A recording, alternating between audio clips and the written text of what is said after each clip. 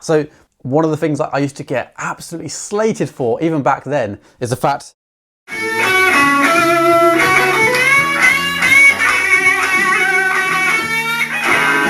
Oh, that was going well. That was going well until I just missed the string. You can see me giving some sass back to someone here. SRV was called a copycat too, and he did all right.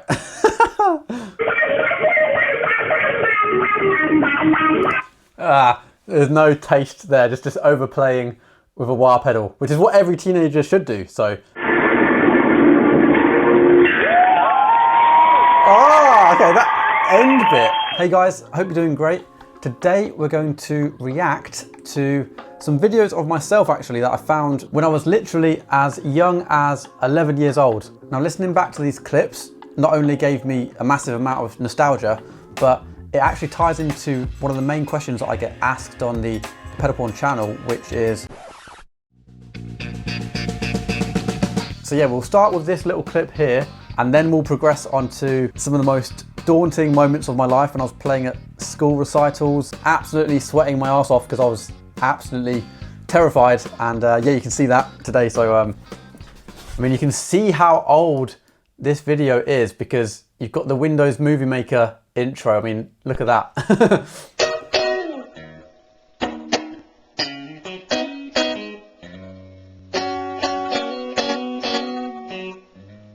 So even just that start bit, it's very staccato-y. It's like, which is nowhere near as fluent as Stevie, where he sort of does the downstroke and the upstroke to get that, which is a lot more of a natural action rather than, and even that, instead of going, I sort of go.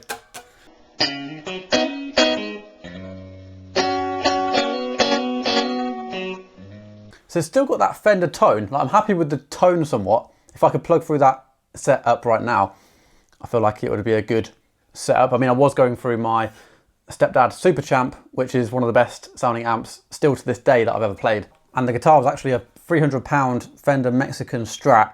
I think my parents could see that I was taking it seriously after I'd got like a Fender Squire and had like this Tanglewood Les Paul.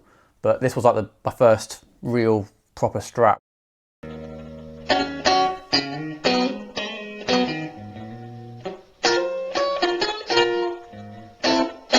I mean, it's not too bad. It's sort of half there. Like you can hear the notes. It's just not very fluid as you'd expect from an 11-year-old. But you know, my mind goes into this really picky and pedantic mood when I'm analysing my old clips. And it's one of the reasons that I used to struggle to actually upload onto YouTube, because I was like, it's not perfect. And even back then, I feel like I had better ears than I could actually facilitate through the instrument. So I'd play something, listen back to it, I'm like, I know how it should sound, which is sort of good in the long run because you can keep refining how you want to sound, but when listening back to it, it's really horrible. One thing right here is you can see that kind of castles made of sand, the Hendrix thing.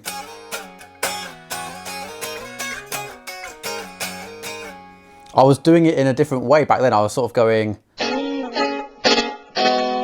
So I was still sort of playing the right notes, but it didn't have the fluidity because I wasn't using the correct thumb over technique, which is the Hendrix thing, you know.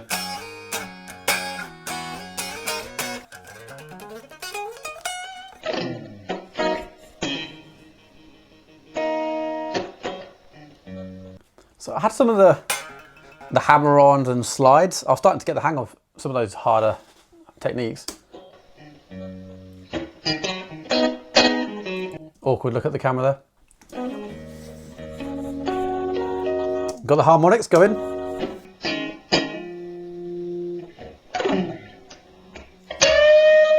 Oh, I had some volume on tap there. See, I was rolling back the guitar's volume knob even when I was 11. I had some gain on tap somewhere.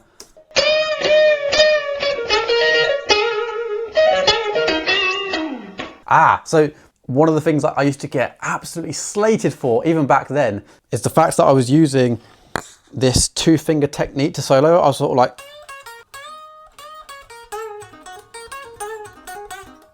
So yeah, it's just... I think when you're first starting out, you want to take the least path to resistance, which is actually playing with 2 fingers rather than learning how to incorporate your ring finger and your pinky. And that's exactly what I was doing here. Yeah, I mean, that's not too bad. The tone at the end there, again, if I plugged into that setup today, it'd probably be a good tone. It's just not very fluid, this video, but again, you got to start somewhere, so. Okay, so now you can probably see a bit of the progression. This is 13 years old. Go.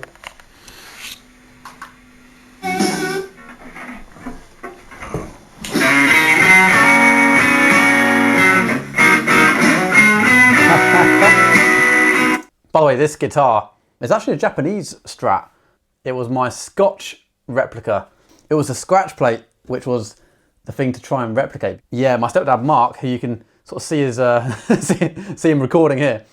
He was the one that spent absolutely yonks trying to find it, and we finally found a replica one. You can't really tell on this video because it's so blurry, but it had all that tiger stripe black running down it. It was really cool. We've actually still got that guitar, so I should probably break it out again.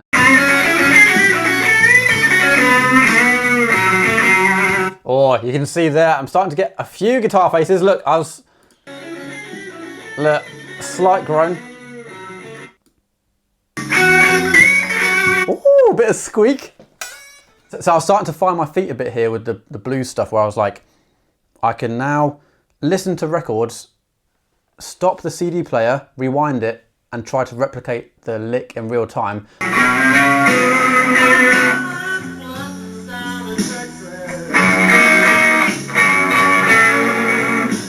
You can see here I was starting to use all of the fingers that I should have been using, so I was including the ring finger.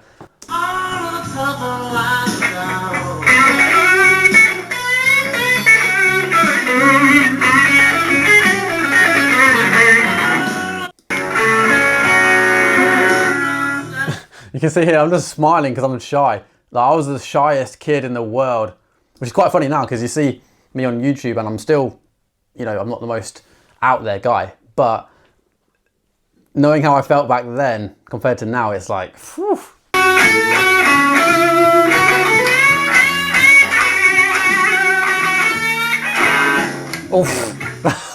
That was going well. That was going well until I went, just missed the string.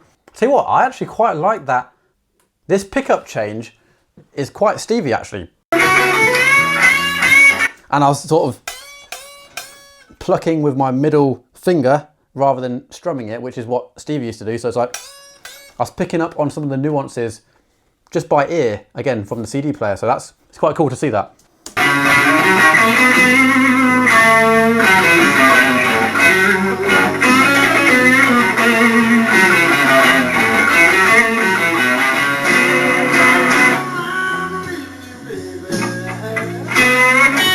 Oh, a little cheeky look of the pedal.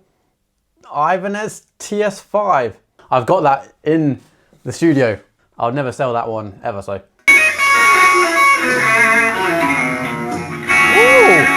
not a bad ending. That's definitely getting better there. Okay, so now we are in the depths of my personal channel, which is, so 16 years ago. When I was 13, I think that year, I saw a lot of progression in my guitar playing because I just really hammered it day and night. Like, I literally did nothing else other than play guitar for like 8 hours a day. And you can start to see the progression because of that. You can see this is the worst. Nowadays, this wouldn't be allowed on YouTube because it's just, no one would watch it. Like, for the first 3 seconds, there's just my bed. There's no playing. I just try and press the mouse and play at the same time.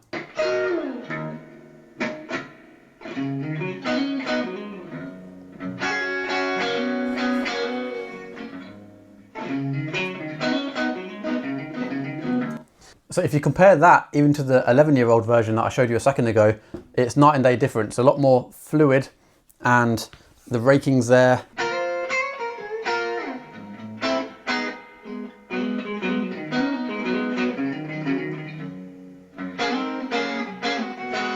Still didn't have that Hendrix technique down, but.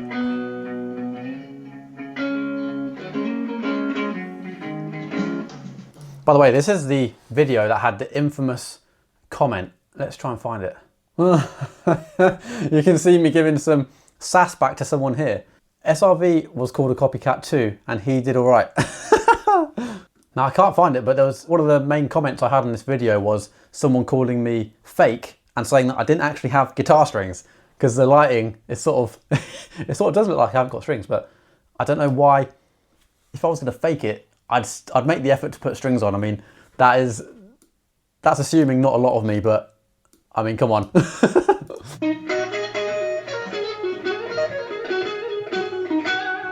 That vibrato is actually sounding quite professional there.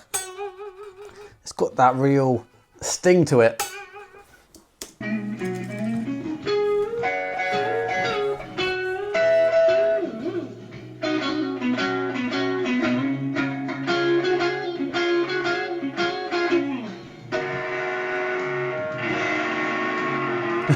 That's when I kicked on the TS5, again the same Ibanez sound tank pedal. See, I thought my vibrato was better before, but listening to that last bit, it's a bit shaky and like unsettled and nervous. Yeah. And that overbend there.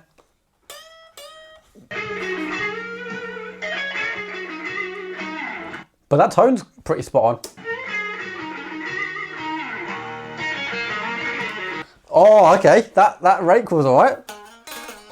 That's a very Stevie-ish technique, which is quite hard to nail. I remember this bit here, it's the really fast bit, and I could never quite pull it off back then.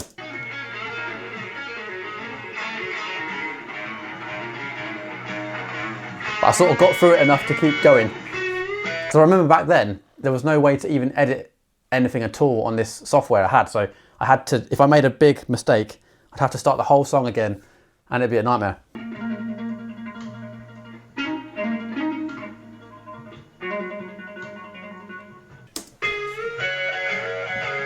By the way, that guitar clock, I forgot about that. That was a crazy neon guitar clock. If I ever saw one of those again, I'd probably buy it.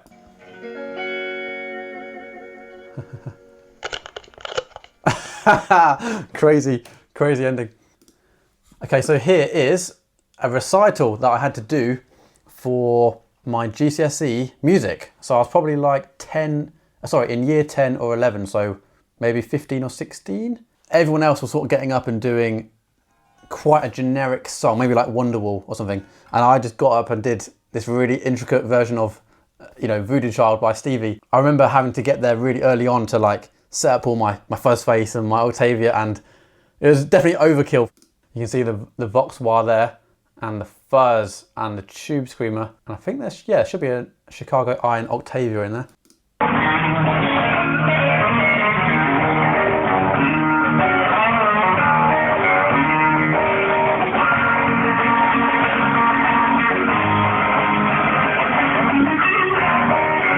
It was really good back at school when you got to do little performances like this, because it pushed you into your, new limits of your comfort zone, because I would not have wanted to have even imagined playing live when I was first starting out, because I was just too timid and shy.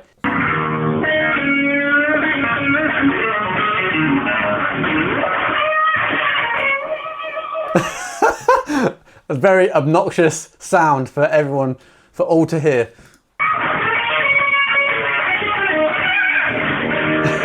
I don't think the audience would have had the palate for that kind of Octavia screaming like, oh.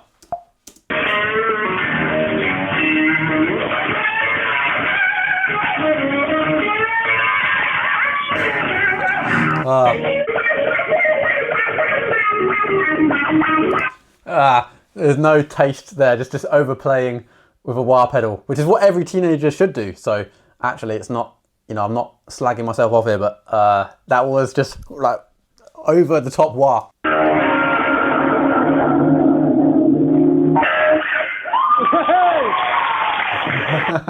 That was crazy.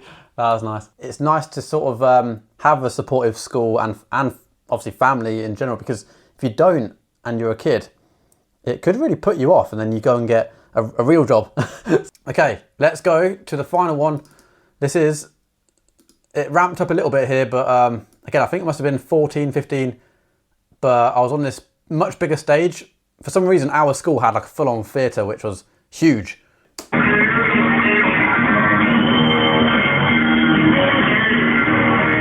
Okay, I started to look up a little bit, which is good. I think I heard some screaming, which I was like, oh, people actually like this.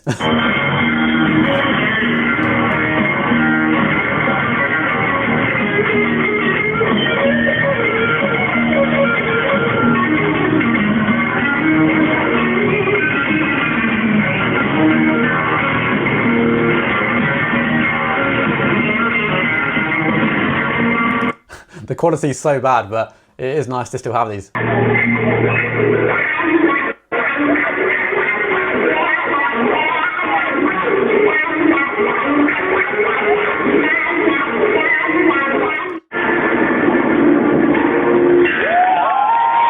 Oh, okay, that end bit actually had. I think it's just the camera quality, and I'm not trying to compare my younger self to Stevie here, but there was just a little glimpse of like the Amarillo, Texas performance where it's like, yeah, just like that minor ninth chord, I think it is.